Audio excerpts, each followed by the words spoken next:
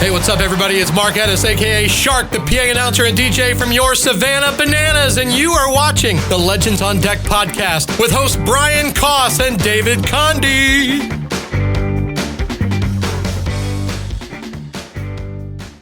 Welcome to episode 109 of the Legends on Deck podcast. I'm Brian Koss, along with my co-host, David Condi, and we are wrapping up, sort of wrapping up high school baseball season here in the state of Florida. The regionals are starting this week, and our guest today, William Montgomerie, is a high school baseball coach at Aubrey Rogers in the Southwest Florida area. He was also a draft pick in the 6th round of the 2017 draft and a professional player. William, welcome to the show. Thank you. Appreciate it, guys. I'm excited to be here. No, you're welcome. People always say, how do we find our guests?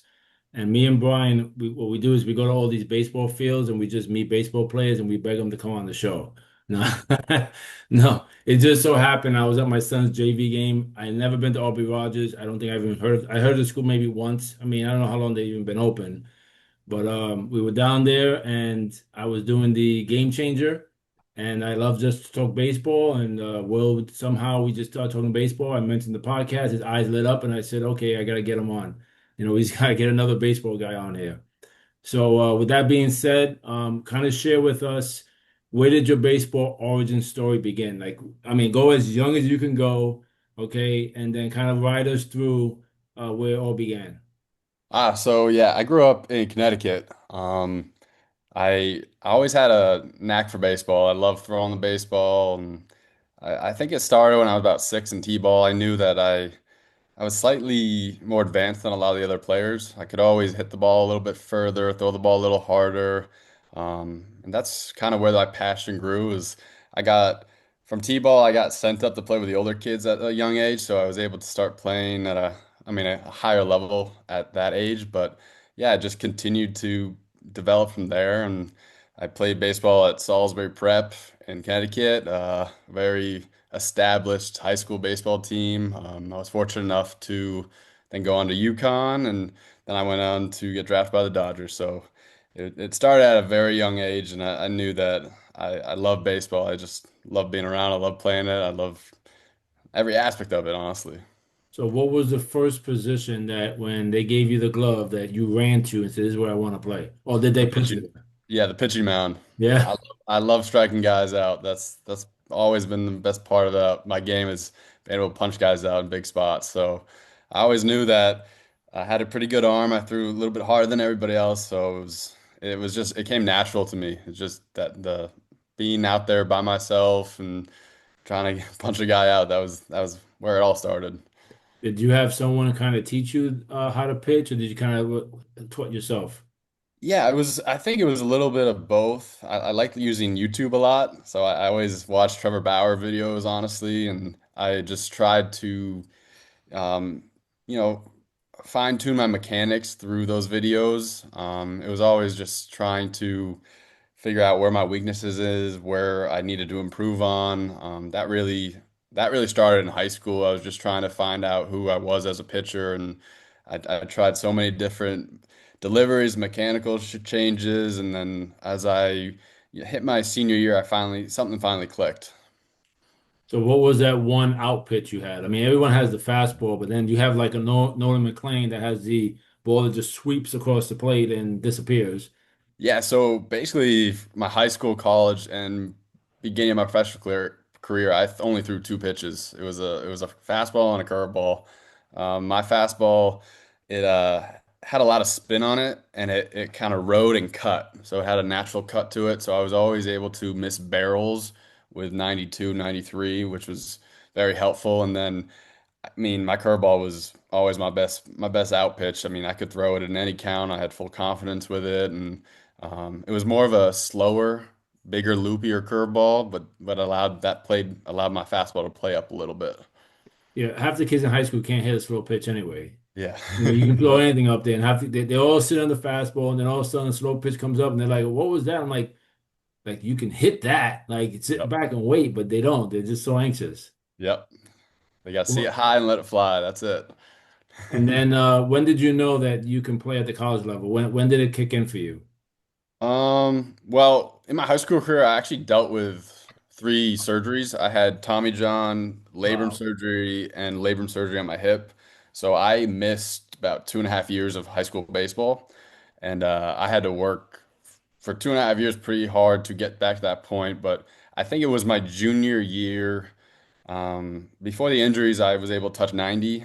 And then after those injuries, it was kind of a really tough process to get back that velocity. But the end of my junior summer, I was able to hit 91 on the radar gun. And I kind of knew from that point, like, okay, like these injuries are past me.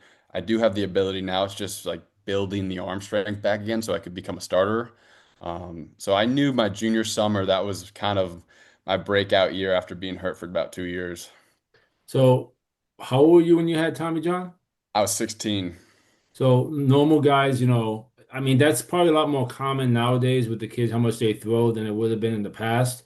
Yep. But being that the professionals go through that, can you just kind of walk us through a little bit? What was that process of having the surgery?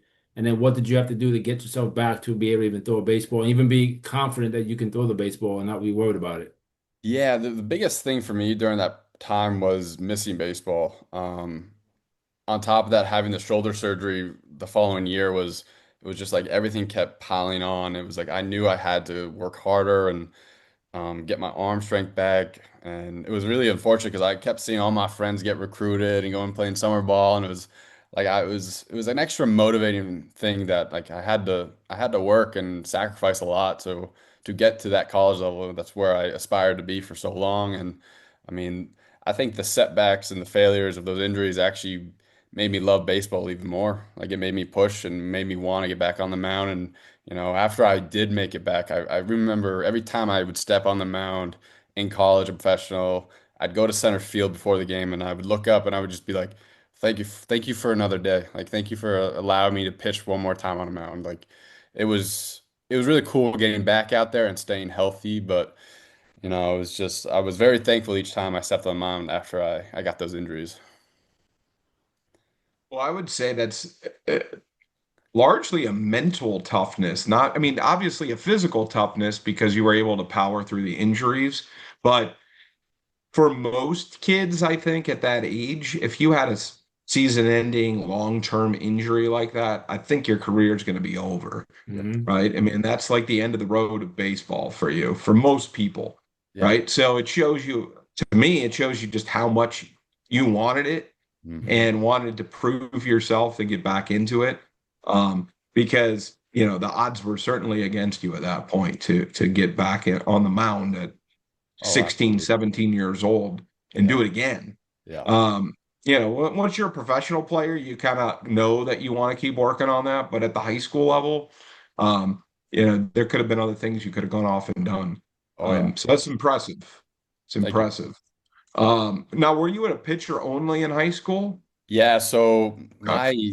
my junior senior year, our high school had so many Division I athletes that my senior year I didn't have the ability to be a starter in any other position because we had so much talent on the team. Oh, wow. So I was actually the fifth guy in the rotation my senior year. I only threw about I think 25 innings, honestly, in my Wow. senior year of high school. So yeah, I only threw about I think probably 45 innings total in my whole high school career.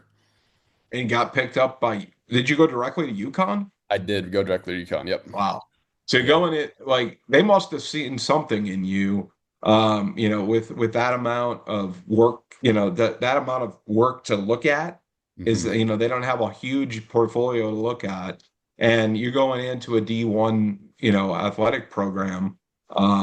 They must have been able to see maybe it was the perseverance or the projected ability that you might have had at the No, time. I gotta give a lot of thanks to the Toffee family. John Toffee, Jack Toffee, Will Toffee.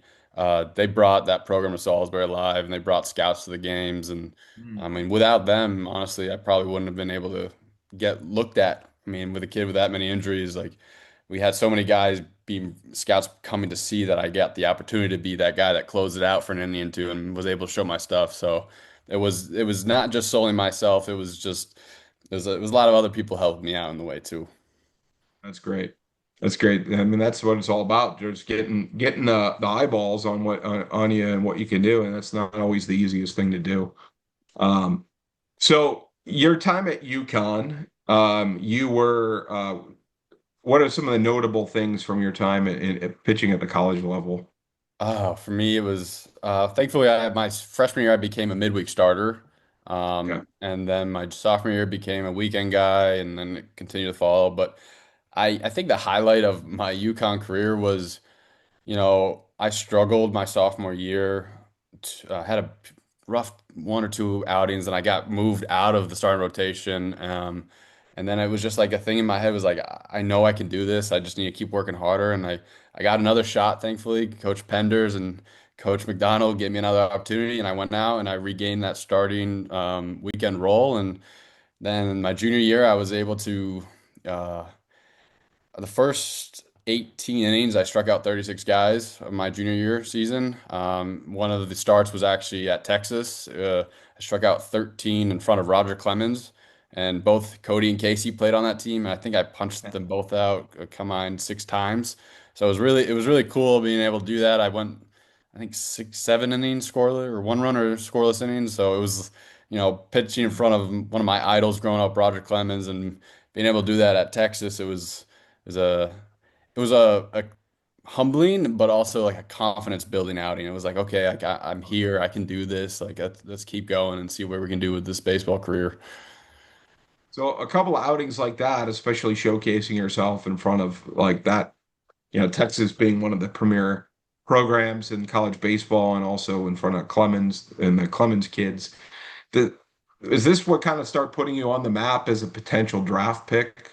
I think it started like in the Cape Cod League. I got Oh yeah. I played in the Cape my sophomore year, and I had like a 170 RA through 35, 40 innings. And I mean, I wasn't a guy that was like throwing 99. I was a guy 90, 93, maybe touching five here and there. And scouts were able to see that my fastball fortunately had a lot of spin and a lot of ride and cut on it, and it missed barrels. And I think that actually was the initiation to having these scouts see like, okay, this kid could be potential for professional level. And then it carried out into my junior year with, punching out a lot of guys. Like it showed I could strike out some of the best hitters in college baseball, and that I was fortunate enough to, have the Dodgers see me, and I was blessed that they gave me a shot. No, that's great. Hey, we were just talking about the importance of summer baseball, right? So we were Yep. talking college summer league stuff a few before we got to recording. So, I mean, it's a great place to get discovered. Yep. I mean, Cape Cod is obviously the premier of the college summer baseball scene. So you're striking out guys there and having good outings there. That's definitely going to get you noticed. Oh yeah. I think it was just it built my confidence. Like I said, with baseball, it's a mental game, right? Like if you're not Yeah. playing and performing and learning that you can actually compete at this level, then the confidence will never grow. I think it's just the continuous repetition of being in those leagues that allowed me to be exposed to these things. So like when I got into tougher situations, I was able to handle it a little bit better. So yeah, summer ball is very important, very important. So after you're done with the college career and you go to play pro ball, you get drafted. Um, we all always want to know. We kind of see it on TV and stuff, but was it that you got a call? Did you know ahead of time? Were you waiting? Oh yeah. So I got drafted in the sixth round, so that was the beginning of the second day.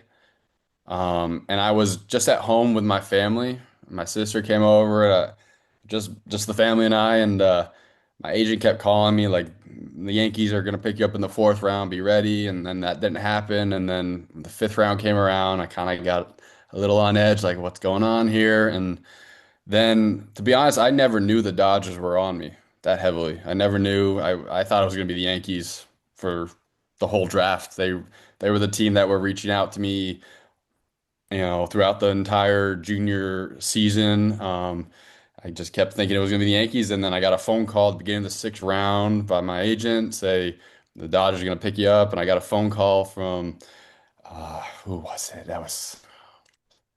Brian Gomes, one of the GMs, I believe. I forget. I might be messing that up, but I got a phone call saying that they're gonna pick me up for this pick, and they did, and it was a surreal moment. It was something that I had worked for since, the age of 6 to hear my name called and given a shot to play the game I love with all my heart for, as much longer as I could do it. And, it was just a very, it was emotional with my family just because of all the injuries I went through and not knowing that I could ever even play again. And to have this experience and share it with them, it was unbelievable. Yeah, I was just thinking that the moment when your name is called and you get the opportunity to get the phone call, that I'm sure it's like when people have that vision of their life goes before their face. It's almost like you go back to that day when you had the surgery, not knowing if you would ever pitch again, and here you are about to be a professional ball player. So I'm sure that was part of that emotional It was moment. it was incredible. It was a very humbling moment. So the other question that we talked to a lot of minor leaguers on here, and they all kind of share the same thing. Is the grind really real in the minors? Very much so. It's For me, I'm a homebody too. So I went with the Dodgers, and so our spring training was in Arizona. So that's halfway across the country from Connecticut. Been away from home for 9 to 10 months out of the year, being in hotels, and I think the biggest transition for me was that being away from home, and also it was every fifth day you started. In college, it's every seventh day, so you got an extra 2 days of rest, and after you spend those long 14-hour bus rides, sleeping in old hotels for 6 straight months, it definitely it wears on you, but you got to realize like you get to play this game, and like you're getting, you're doing it not for just yourself, but for your family and other people, and I mean people look up to you, and these young kids see you, and I mean it's a grind, but it's also like you realize like this is what you dreamed of doing, and it's just part of it. It's part of the process. Well, looking back at your time in the professional baseball, what experience have what experience did you get that kind of set you up for where you are right now? Like, the time you spent with the Dodgers and the time just traveling and the guys you've met and the relationships, like where what has when I guess my question is when did that all kind of make sense? Like, wow, like, it's helped you to where you are right now. I think I got put into clubhouses with people from all across the world. Mhm. And I think that allowed me to realize that people come from different places, have different stories, and you have to understand that we're all human at the end of the day, and we all grew up differently. But some of my closest friends in pro ball were from the Dominican Republic, honestly, and I learned about how they grew up and the little means they had, and it kind of made me step back a little bit and realize like how thankful I was from where I grew up and what I experienced, because some of these guys, their whole life is baseball, and, Mhm. like they put all of their marbles into that basket to make it, and I never realized how much pressure they actually put on themselves too. Like they're doing it for their family and their future too. And it was really cool to see just the different cultures, the different people, and experience that because I grew up in a small rural town, and I didn't have that much of that culture in my area, and to be thrown in a clubhouse for 5 years with men from all around the world, it was pretty cool. It's crazy. I'm glad you said that, said that you experienced that. I volunteered with the Red Sox for a few years as kind of an English teacher. The English teacher would bring me in. I would do mock interviews in English, and I would hear their stories and stuff. And I'm Hispanic, but I was born here. But when you hear the stories Hmm. and you realize how important it is to them, I mean, and that's the thing. They have 7 years to make something of themselves, and then some of them have to go back. They're dropped, or maybe they get traded, maybe they get picked up by someone else. A lot of them end up back to where they were, what I'm saying, when they first got picked up, and where you were born in this country, Hmm. when you're done with baseball, oh, I'll get a job, and I go on. So I think you're experiencing that was true humbling as well to understand how important this game is beyond our borders to so many guys that, they dream of, being able to get to the pro level where once they get there, then you know what that means. Then they've made it. Yeah. They've Yeah. accomplished their goal that their family set out for them as well. So Yeah. yeah, I'm Yeah. glad you were able to experience that. They had so much more pressure on their shoulders than I could have imagined. Yeah, They did. yeah, Yeah, there's no doubt about it. And but it's so what you were saying about it to me, it's very interesting because it's like baseball. I always think about that when I look at like youth baseball, and we're going to get into that in a second with high school and coaching. The youth baseball's experience in the United States today is got to be so incredibly different from what these kids coming out of Venezuela or Dominican or some of these other places. And even Japan has its own methods and its own way of doing things. But it's like, I always think like the best kid on the high school team gets let's say he gets into college and then he gets drafted. Like, then you got a whole new pool of guys that are sitting out there from all over the world that are coming into that same pool. And it's like a different style of baseball, different culture, different everything. And then you have to compete with all that. So it's like it gives you an appreciation too, from me, for how advanced of a player you have to be to really make it. Right? It's not just like you could be a really good player at your high school, you could be a really good player in college, but it doesn't guarantee that you are going on to, the big leagues. And it's just one level after the next, and it gets harder and harder. Yeah. Oh yeah. I mean, I personally experienced that, and I respect the guys that, they grind and make it to the big leagues because that is a grind, and they have to separate themselves, and they work their entire lives, and they have to sacrifice, family time, friend time, lifetime. You're putting all your chips into one basket, not knowing if in the end it will actually work. And the people around a lot of these baseball players, they get put through a lot too because they have their husbands, their sons away from them for months out of the year and to chase their dreams. So people don't really appreciate what like the families go through as well too. yeah. Yeah, I would imagine. I would imagine for sure. So I want to switch a little bit into what you're doing now. You've gotten yourself involved in the glamorous lifestyle of high school baseball coaching. I know you got that big contract signed, and you finally are making your millions. But tell us a little bit about what brought you in to the coaching side and what you're doing right now at the high school level. Yeah, so it started. So I had to medically retire in 2020. Unfortunately, I struggled with substance abuse for a while, for about 3.5 years, and finally, when I got healthy again, for that time, I hated baseball. I didn't want to be around it. I didn't want to watch it. I didn't want to hear about it. I want to hear about my friends, and I started to get that desire of baseball back in my heart. And I actually started training. If a little personal, I'm actually trying to make it back again. I played professionally with the Lincoln Good for Salt you. Dogs last August, actually coming back, and I'm a free agent now. But that is all intertwined with how I became a coach. So I got the opportunity to coach with Eddie Burns last summer for the Turn Two Pats. Um, and like I give him all the credit, man. He took on a kid that, had been out of baseball for 5 years, and he opened his arms up to me. He brought me to his son and all of his team, and he welcomed me with open arms, and he allowed me to find the love and passion for baseball back. I was able to start coaching with him in the summer, just at perfect game events, and that turned into Eddie Burns also coaches at Aubrey Rogers, and I met a woman in my community that worked at Aubrey Rogers. She was a basketball coach, and I said I was a baseball player, and she said, "Oh, the baseball team might be looking for a coach." And she gave my name to the athletic director, the coach, and kind of all went from there. And Clay, he welcomed me with open arms as well. He allowed me to come and help the team out in the fall.